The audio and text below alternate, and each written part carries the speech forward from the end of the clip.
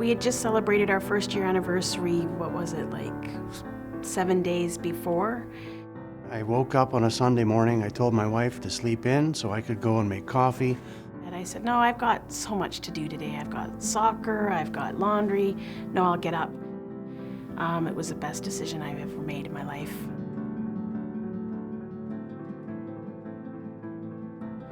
I went in there and he was on the floor face down and labored breathing and all that, so.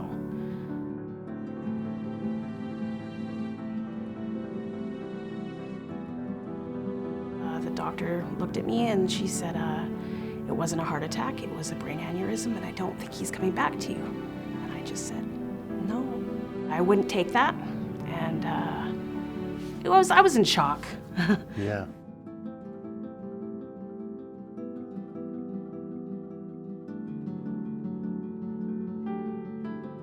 That's when they put me on the plane to Vancouver, because VGH is the place to be.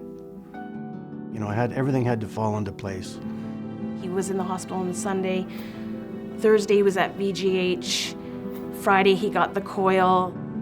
From the cognitive testing that I was doing, apparently I was quite out of it. I scored 0.3% on a test that they have.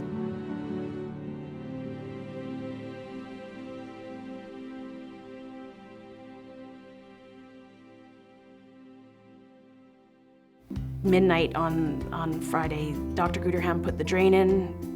Saturday by about noon, he woke up. He asked for a can of soda.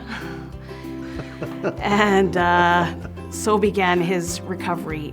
My short-term memory was really bad up until I had the shunt done. And then it was like night and day. You know, I would remember names and places, and I was picking up my pace a little bit. You know, I got really lucky to get Peter Guderham, who was a great doctor. And, you know, the treatment I got from VGH and GF Strong was phenomenal.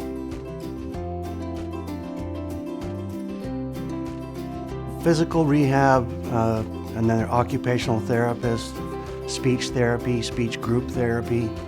You know, pretty lucky not to have, you know, physical impairments or mental impairments afterwards. So I went back to see my neurologist 6 months after the incident, and he was all smiles. You know, he says, "You're 1 in a million." Dr. Guderham said to me at one point, if you would have asked me if he would ever be able to work again, I'd have told you no. And then, you know, 4 months almost, he was back at work. Yeah. You know, all the staff, you know, all the doctors, all the nurses, we owe them so much because Absolutely. They were compassionate, they were caring, and you just look at them and go, wow, you know. It was pretty crazy. It was a wild ride.